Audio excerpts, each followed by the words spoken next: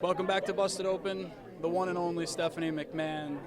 First time ever joining us, by the way, and what a pleasure to be at the Boys and Girls Club of Greater Dallas and this Be a Star campaign. And not only that, the messages that we got from you, the ones that I was really taken to, Sin Cara and Miz, they were phenomenal today. Yep, they absolutely were. I mean, it's an honor and a privilege to be here and to have this partnership with Boys and Girls Clubs of America because, it gives us the ability to come into all of these local clubs and to really reach these kids on a grassroots level. And one of the tools that I use is I ask the kids, okay, how many of you have been bullied? And unfortunately, almost all of them raise their hands. And then I turn to the superstars and divas, and today we were joined by Dallas Cowboy, Brandon Carr, and I say, okay, how many of you have been bullied? And we all raise our hands. And the message is you're not alone. And we're here today to give you some of the tools that you need to stand up against bullying in your community. I'm representing my daughter Abigail, who goes to the Boys and Girls Club of Hawthorne, New Jersey. Awesome. And she's a victim of bullying, and she's a huge WWE fan. And one of the things that she learned that helped her with bullying is having your personality, showing your personality, and being confident. I mean, how pleasing is it to you to hear stories like that from the kids? It's the best to me to hear a story like that, especially of a young woman, because girls oftentimes, we lose our self-confidence along the way for whatever reason. And the message of believing in yourself and respecting yourself is incredibly important. So to hear that we actually were able to make some kind of difference, even if it's just in one person's life, makes everything that we do worth it. You're very outspoken. I mean, you could even see on your Twitter account, I play a bad guy on TV. Yes. The dichotomy between Stephanie McMahon on TV versus what we see in real life here, how tough is it to have both of those messages going on at the same time? Well, for me, it's not tough because I've always had this strange duality throughout my life. My dad was Vince McMahon on television, but he was dad at home. My husband is Triple H on television, but he's Paul at home. So for me, it's not unusual at all. But that's actually another tool that I use to communicate with the kids is, I play a villain. I actually play a bully on television and in WWE. But that's not who I am in real life. In real life, I would never treat anybody that way. And that's part of the message that we relate to these kids is the difference between entertainment versus reality. And that's what Sin Cara did today. When he actually took off his mask, which he never does on WWE programming, because he wanted to be real and show these kids, look, I'm here speaking to you as a person. As a married man, I have to say, how do you work with your spouse? I mean, to be around your spouse 24 hours a day, I mean, that has to be a chore. Well, truthfully, we really don't get to see each other very much. Okay. Our jobs are so different. And, we do perform together on television, but that's about the most we see each other, with the exception of being at home, which, again, is pretty much just working out.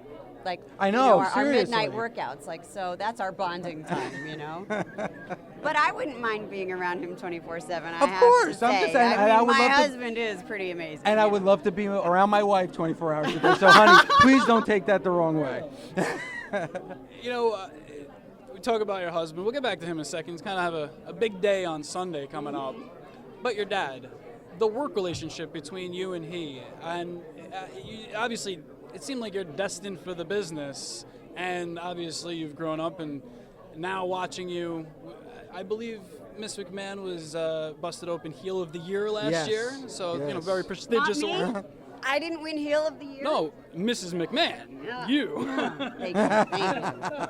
You, absolutely. So, the work relationship, trying to get what you need done, obviously from the corporate WWE structure, but also what you need to do on the air. How has it been growing up McMahon?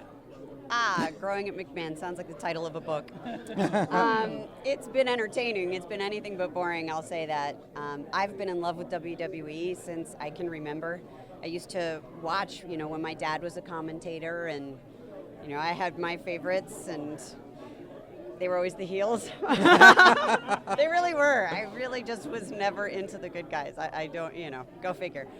But, I've been a fan all my life, and what I would love to do most is I'd like to sit around with my dad when he was booking, at the time that's what it was called, but when he was, actually making the matches and the storylines to go with them that would carry us from, at the time, town to town, and then became television program to television program, pay-per-view to pay-per-view, WrestleMania to WrestleMania, and I would just sit and listen and learn, and I was just fascinated with it. I've always loved it.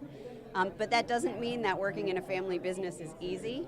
I think that, it certainly presents its challenges. I think ultimately everything is quelled, though, because he's the boss, and ultimately what my dad says goes. We all respect that. He is our leader. And, I'll also say one of the advantages of working in a family business is that we all share the same passion. So we succeed together, we fail together, we try together. We share a lot, and that's a huge advantage.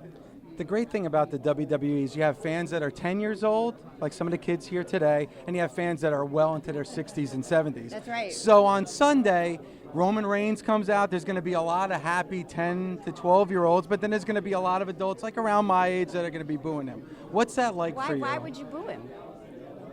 It's a great question. Why does 3/4 of the WWE fan base boo Roman Reigns? I don't understand. Do you? I have my theories. I think it's just because, Triple H is just the better guy. Oh, well, and that has something to do with it. And I think Triple H is going to have to retain the WWE World Heavyweight Championship. That is, if I have anything to do with it at WrestleMania. Stephanie, it's because I'm jealous of Roman Reigns' hair. Let's face it. Yeah, well, maybe. I think I'm jealous of Roman Reigns' hair. He has awesome hair.